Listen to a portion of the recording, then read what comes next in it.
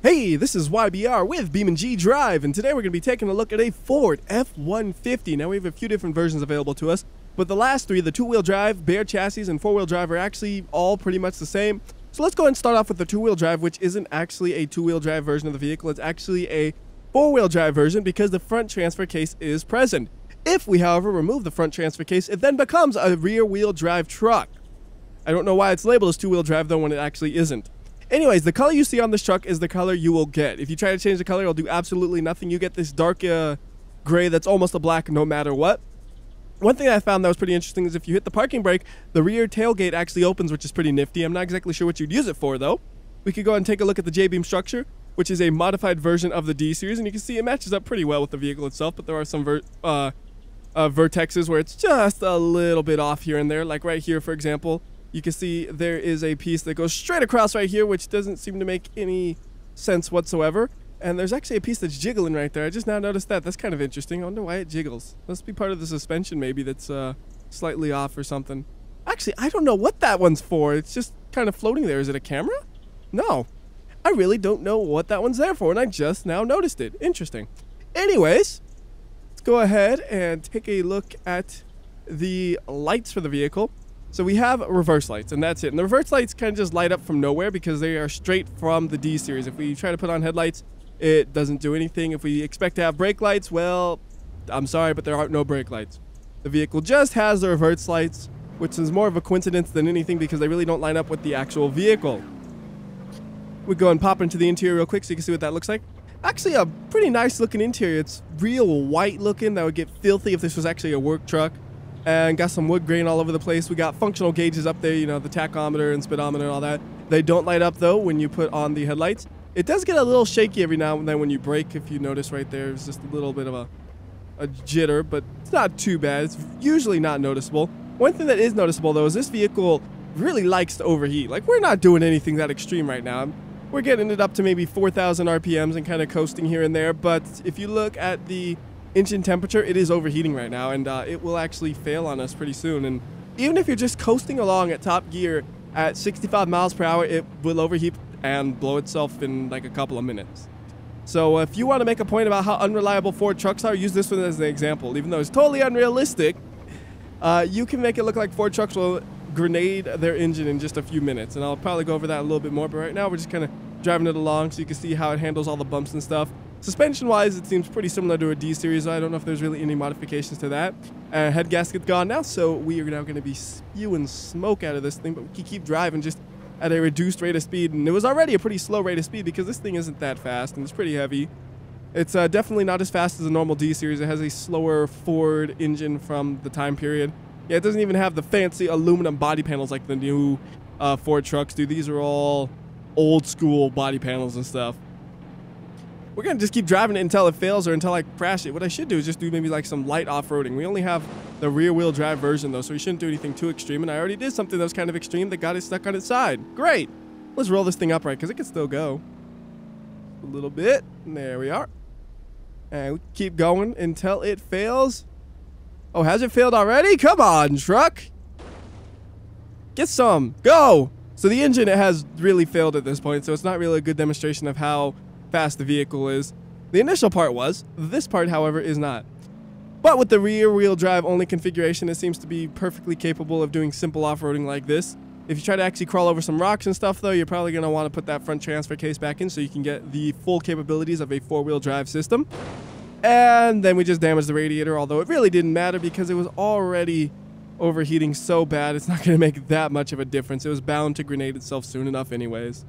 I do notice a big spike coming out right there. It looks like maybe from the suspension it might be causing that.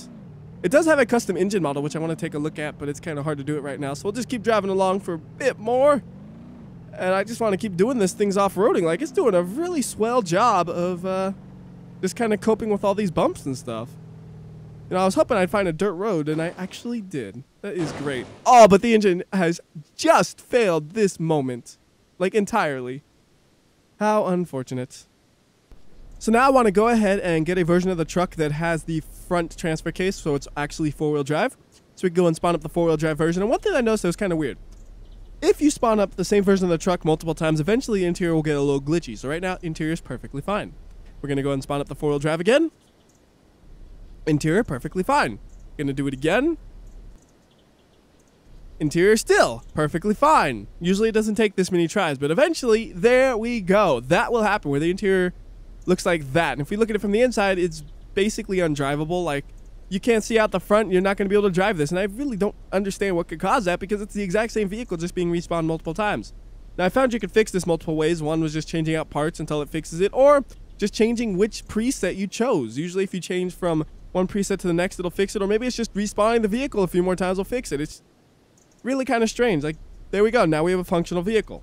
Now, as I said, the two-wheel drive and four-wheel drive are basically identical. The only actual part that's different is not what you would expect. It's the radiator. This one has the standard radiator, where the other one had the F-150 radiator. In my testing, I used the F-150 radiator because it made more sense, because all the other parts have the F-150 prefix on the name, so it made sense to me that we should use the ones that say F-150. But this one has a standard one. Maybe it'll work better, maybe it'll work worse. I genuinely have no idea, because it was not the one I tested. So we'll test this out by just driving on some dirt roads for a bit, seeing how it does on those. I mean, this is just a normal production truck. It's not like an off-road or anything, so we don't want to do any crawling or anything like that, but just simple off-roading, a truck should have no problem with that, especially if it's the four-wheel drive version. And as you see it, whoa, whoa, whoa, whoa, a little bit of an issue, but that's more of a driver error than the truck's problem. I'm looking at the temperature, though. It seems like it's keeping the temperature down a little bit better than the F-150 one did. So I don't see it raising up. I feel like the F-150 one would already be 75% full at this point, because I'm basically flooring it everywhere I go and then just braking for a bit. Seems like this radiator, though, doing a much better job. So if you use the vehicle, you're probably going to want to use this version that has the standard radiator. It at least does better. I don't know if it's still going to overheat or not, but it's doing a better job. At least it feels like it. I'm not driving on the same course, so it's not a truly fair comparison. And you know, we should crash this. Let's go and just crash this into something. Try to hit that tree a little bit, maybe. Or the rocks in front of it, whichever the truck decides to hit. I thought we could pop those into a jump, but apparently not. So there's a little bit of look at the damage. Not too much there. Truck should still be drivable. I wasn't paying attention to the text, but I really doubt that that would break the drive shaft. So we'll just roll it up. And, oh, that actually did break the drive shaft. I guess I should have paid attention to the text. I was too busy looking at the actual truck. Go ahead and just move it back then and just keep going. We'll do another crash. Try to do a different type of crash, though. Maybe we'll kind of do like a small overlap style crash like so. And that one, the truck can still drive off of. Got a good amount of damage there. A little bit of a spikiness right there that appears to maybe be from the radiator? No, it's not coming from the radiator. It looked like it was coming from that angle. Oh, it's from the suspension. Okay. See, I knew it was coming kind of from a forward angle, but I didn't notice it was also coming from the right. So it's a part of the suspension that's doing that. And I was not looking at all where I was going. I managed to flip the truck going like 5 miles per hour. You know, that's actually kind of a talent right there, to flip the truck at such a low speed. I could never do that again. Now we gotta try to flip it up, right? Should still be drivable, right? Yes, it is. Although it is definitely not driving as good as it can. The right rear suspension is obliterated, and it's doing basically nothing at the moment. So let's just crash it one more time. That was a super light crash, and it did, well, not much, except flip it over again. This thing really likes flipping over, doesn't it? It's just like, I'm going to flip over again, YBR, okay? Please don't, okay? It just flipped over anyways. You know what we should do? We should fling this into the air. I like flinging things into the air. So let's, go! So we stretched out the roof really hard by flinging it, but that's to be expected, because that's what should happen when you fling it in the air like that. So I was mostly seeing, though, how the bed would hold up, and maybe a little bit of the front. Bed did very well. Front, decently. I want to take a look at that engine, though. That's a nice looking engine, kind of. We'll just grab this hood and say goodbye. Oh, the hood with the strength. I thought I could just fling that thing off, but apparently it's staying there. Hold on, let me try that again. Maybe the hood doesn't disconnect. I never noticed it. Okay, let's see. That's the hood. There we go. It did. Just somehow that first time it was really strong. So there's the engine, though. It's a 5.6, or is that 8 or 6? That's 8. 8 liter, 4 valve, HO engine. Yeah, I just thought it was a nice looking model. That's really all to it. I don't know how realistic it is of the actual Ford truck engine bay, but I thought it looked pretty good. And let's see. Does the radiator look different if you have the F-150 one? I'm actually a little curious. Oh, the hood's back, though. Maybe we'll just pop the hood off like this, then. Looks like the radiator's the same, because it doesn't highlight the radiator when you're selecting a radiator, which usually means it's not the part that's being changed. Yeah, it's not actually visible. So we have no radiator, but you see a radiator. How confusing is that, right? Anyways, let's go ahead and switch up the map real quick. How about we head over to just grid map for some simple crash testing. Now we can go ahead and grab a version of the truck you haven't seen before. So you haven't seen the turbo towing package, so let's go and spawn that one up. So this one has a turbocharged engine, and it comes with a trailer already installed on it. So we can go ahead and drive this around for a bit, and with the trailer and the turbocharged engine, this one is faster than the one we were driving previously. So we can go ahead and do a little bit of fun with this, like trying to do a jump, but failing miserably at it. So we can extra wreckage on the truck, and I see no reason why it shouldn't be able to still drive after that. Yes, it can. Looks like the suspension has unfortunately glitched out super bad, but we can keep on driving it. No problem there. If the tailgate's damaged and you try to open it, it still opens, but whoops, it actually popped off from opening it super hard. So that's great. So the tailgate's gone. Still drivable though, so we can go and try to do another sliding crazy jump like we did last time. Get a little bit more damage on this thing. Looks like the tailgate is really staying on there. I wonder if it actually can come detached or not properly. Let's see. Looks like the tailgate is really attached. Like I am flinging this thing around, and you'd think the truck would separate from the tailgate from doing this, but it ain't. And there's not even any truck left, and that tailgate is still attached. So tailgate staying right there. You know, one thing I didn't check is if you could actually see a difference in the visuals of the engine when you have the turbocharged one or not. And the answer to that appears to be no. It looks exactly the same as the other one. Okay. Since we have the version with the trailer, though, why don't we go and stick something in the trailer like a, how about we do the strip version of the truck? Because it kind of makes sense. You have this version of the truck that doesn't look like it should be driven on the road, so you tow it in your trailer. Let's go and open the trailer up, and then we could drive the strip version on. Hopefully it'll fit on that good enough. It's probably going to overhang a little bit, but just makes it a little bit more fun that way.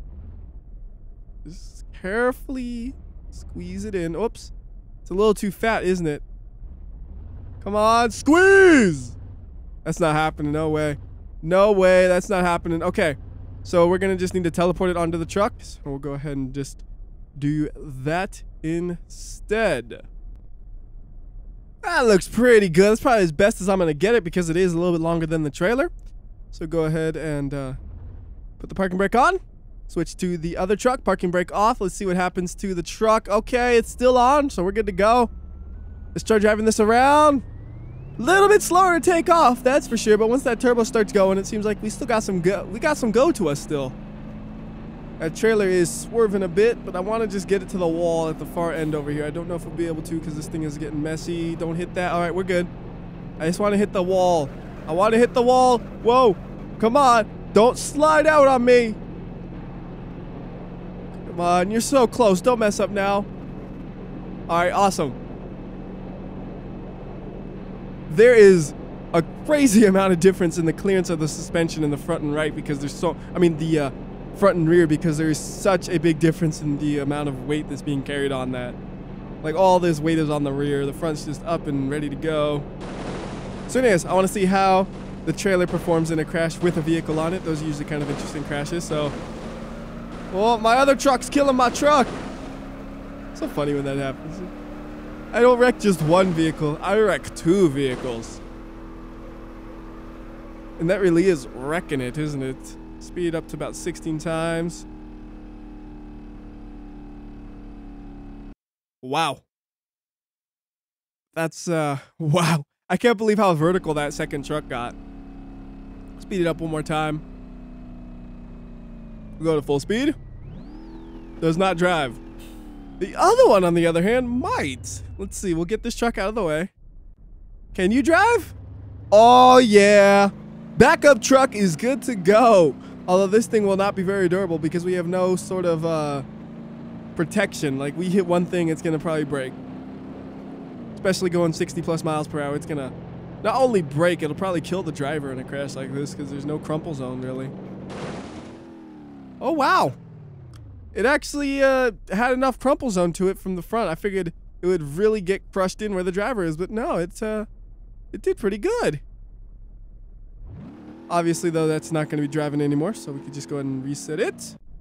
And now we're back on this truck again, although I don't think we need to do that anymore since you've already seen that. So how about we take a look at the other version? This is the D15 V8. So this is like the normal version we saw earlier, but for the engine, this one doesn't have a Ford F-150 engine. It has the D-Series engine. And with this engine, you could actually get the Stage 2 supercharger from the D-Series if you wanted to. So like now, it's very, very similar to the performance of the D-Series because it has that engine and it's based on that vehicle. I do think that that engine is faster than the Ford F-150 just from driving them both around. You know, I'm not saying that as a fact, but it at least feels faster. Got some good wreckage right there. Can it still drive? Nope, that will kill it. Next up is the one that you might be wondering about. That is the YOLO version. So this one, it's not as fun as you would expect. It's actually just removed coilovers, and that's really just about it. It's basically the same as the other version otherwise. And one thing I noticed, by the way, that was kind of interesting going back to the engines. So there is a Ford F-150 inline 6 that's not used in any of the vehicles, but you could equip it to your vehicle and drive it around. I don't know if it has a different model or not, so we can go and just take a peek. Oh, there's no engine model. Okay. That's interesting. And oh, I really wrecked this thing up. Let's just reset it. Let's see. How does it feel for performance? It doesn't feel that much slower than the V8. It might just use the same performance stats even. Not going to do a super huge comparison on that because I'm assuming the i6 is unfinished anyway, so it's not really worth comparing them. And without the coilovers, there is some crazy stuff going on with this suspension. Like, it is sagging so much. It's clipping through the ground a bit, and now it's ruined. But also the wheels, the way they look, like they have some serious camber on them. Rear ones actually look okay though. Like rear ones, they actually look like it was legitimately lowered. The fronts just look like everything is broken. I wonder if we were to put some negative gravity on, what will that suspension do? Which is 0 gravity even.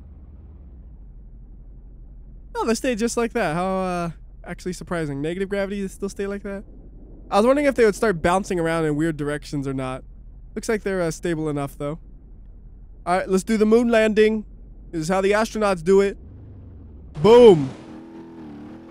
Moon landing complete.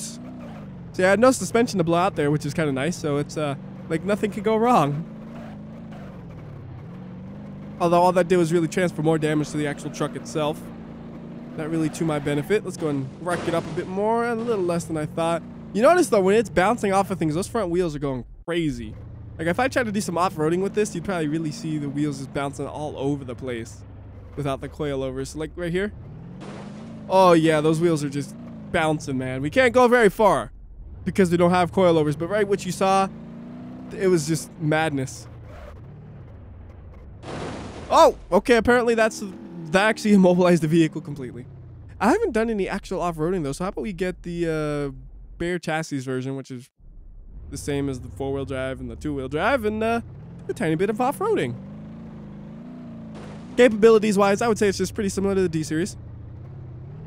You know, like it's a stock truck. It could do things like that, but don't go anything too crazy. You know, don't start to maybe do the one on the far right. You could do the one on the far right, but it'd be a struggle for the vehicle. Mud is not an issue though. We can go through the mud, no problem. And I think the next thing I want to do is kind of just show you how fast this thing can overheat because I found it so funny how fast it overheats. So to do that, I just need a big old straightaway like the one available on Special Stage Route B. And for this one, we're going to use the one that has the F-150 radiator, and I know the 2-wheel drive version does. So we'll just start off with that. And to get up to 60 miles per hour or 65 miles per hour, because that's the normal speed limit you see around me, we're going to floor it.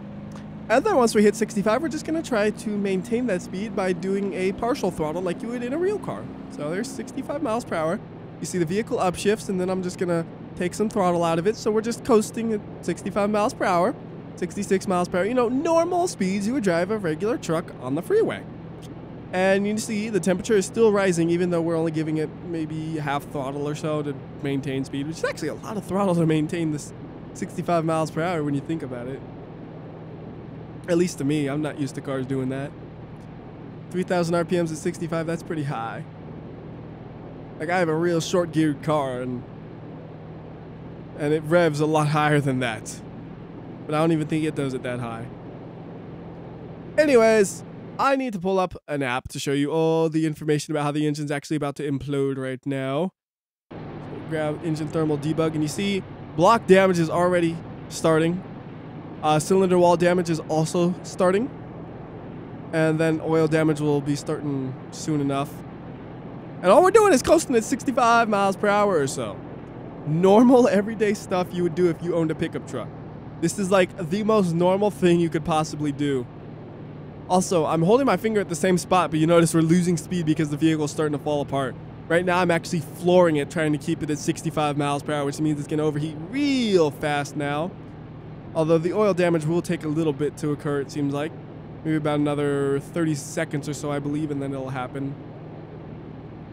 But at this point, the engine is really running badly. I mean, I'm flooring it to maintain 62 miles per hour.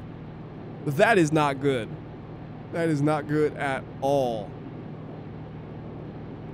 So oil's at 135 right now. I believe at 140 the damage will start. I'm not 100% on that though, so we'll see what happens when it hits that.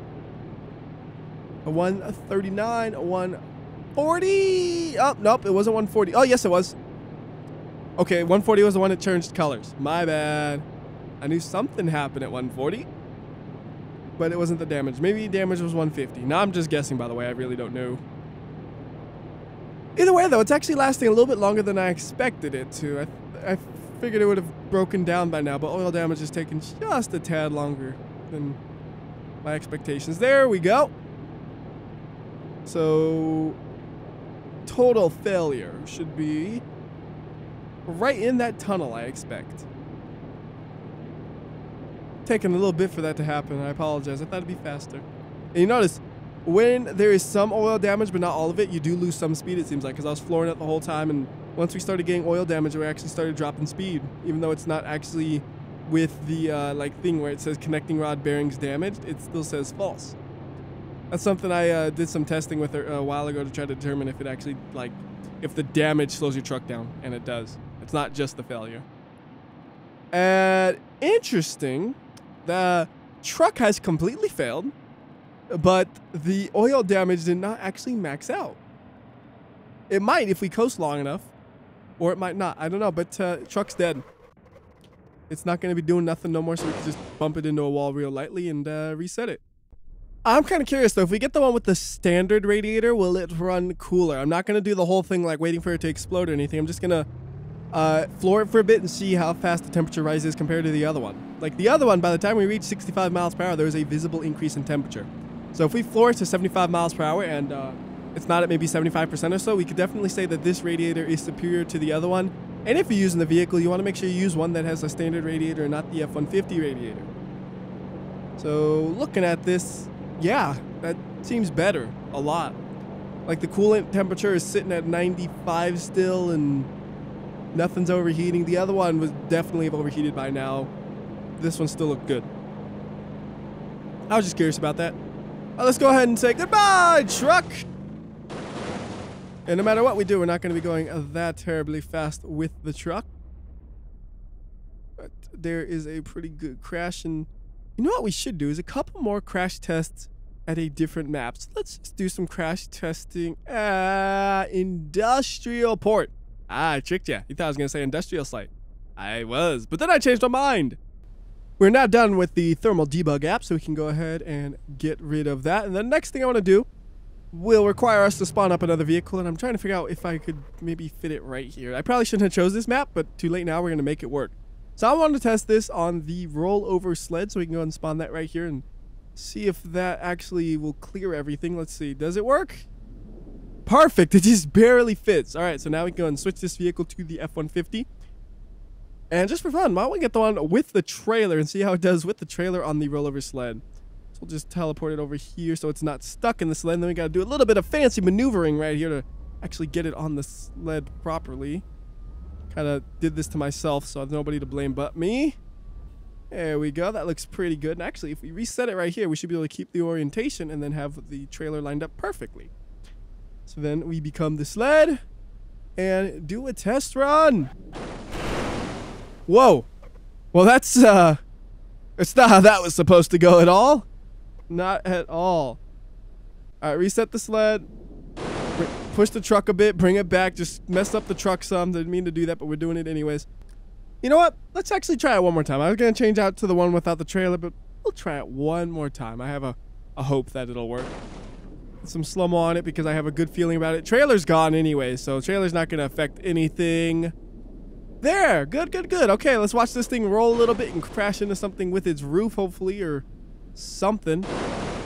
Oh, that looked pretty cool. I like that. Flinging the vehicle into a wall like that worked pretty good. And since nothing else is going to happen, we just full speed it. Land it upright. Keeps driving. Won't be for long, though, because it's time to crash. What was that? Like my front bumper? That looks like a weird looking piece. That's my hood. Oh, I guess I saw something bounce around and I didn't even know what it was. That was my hood. And truck's dead. So now I'm going to go ahead and just complete the video by doing the things we always do, like brutal slope and leap of death. And I really don't expect this to go well. I'm going to be 100% honest with you. I've seen quite a few glitches in just this video, so I expect there to be quite a few glitches on this actual run. But we're going to try it anyways, and I'm going to get the one with the trailer just for extra fun. Pretty sure I won't have any problems keeping the trailer stable with this thing as long as we are accelerating and not trying to slow down. Like, a trailer will bounce everywhere, but it shouldn't mess me up too bad. The only reason it messed me up before is because I had a truck in it that gave it a bunch of extra weight. This one has barely any weight behind it. See my target? I look pretty good for my alignment. We are going to hit my target good with the trailer. The trailer's going to do whatever it wants, so I don't know what it's going to be doing. Speed it up a little bit more. Okay, wait, a little more. Wait, a little more. Okay. Now we wait till the crash. Looking good so far. Oh, there's a glitch. Looks like they got stacks on the truck now. Ha! Trailer's deforming as you would expect because it's the same trailer as is in the normal game. And truck actually did better than I thought. There's only one kind of glitchy part, which might be related to the tow hitch, but probably suspension. Like, everything I've seen tells me the suspension is the part that usually glitches, but that almost looks like it's coming from the tow hitch. I can't quite tell. I mean, would the tow hitch be back there? I don't know. It's so deformed, it's really hard to tell. Or maybe it's even from the trailer. I have no idea. By the way, I should point out that you can actually use the flail on this if you wanted to. So you could just say, put the giant flail on, and then you could have that. And I'm pretty sure this will cause me to lose control on this, or it'll hit me. But we're going to try it anyways because I haven't done anything with the flail yet. And if you haven't seen the flail, it's actually something that's from the stock vehicles that I just never ever use. And oh goodness, this makes it uncontrollable. But yeah, it's there. And it's going to mess this run up totally. I'm kind of curious what'll happen though if we even get down there and hit something. What'll happen with the flail, so we can at least see. Like, I'm just trying to get ahead of that thing. That's actually a harder challenge than you'd expect because every time you try to get lined up, it yanks you sideways again, and it's just yanking me for the ride. I can't do nothing. Like, every time I think I'm getting it, it's like, no, flail says you going this way instead. Well, I hope I can wrap it around two things. Like, come on, come on. Oh, don't go. Oh, boo. Never mind the flail. Get rid of that thing. What a disappointment you were.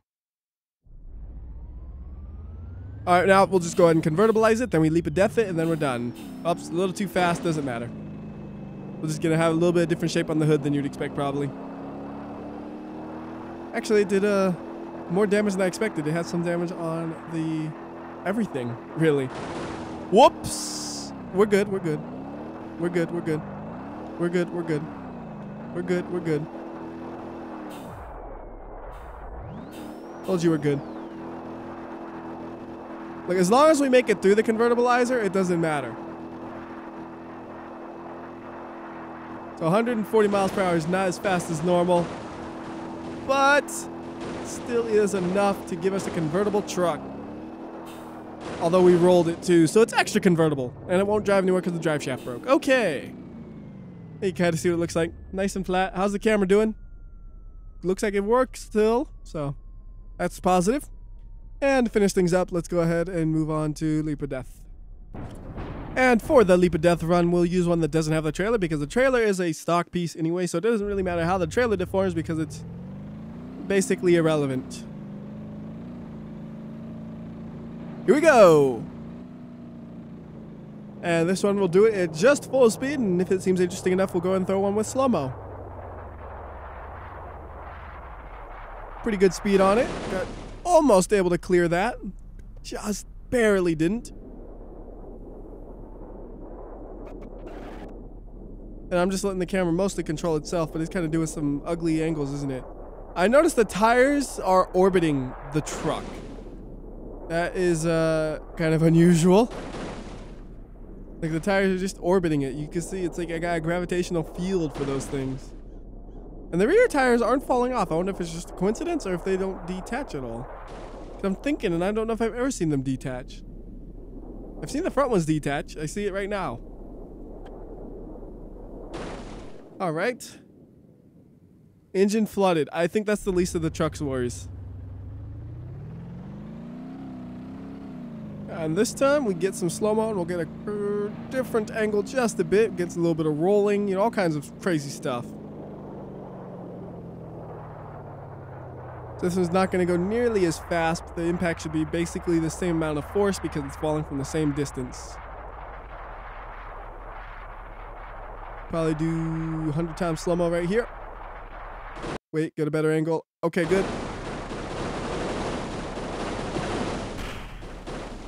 That is a flat truck. You wanted a convertibilizer? There you go. And is it going to get stuck? Yes, it is. So, that will do it for the Ford F-150. Until next time, this has been YBR. If there's major updates to this vehicle, I might do another video for it. Otherwise, I'll see ya.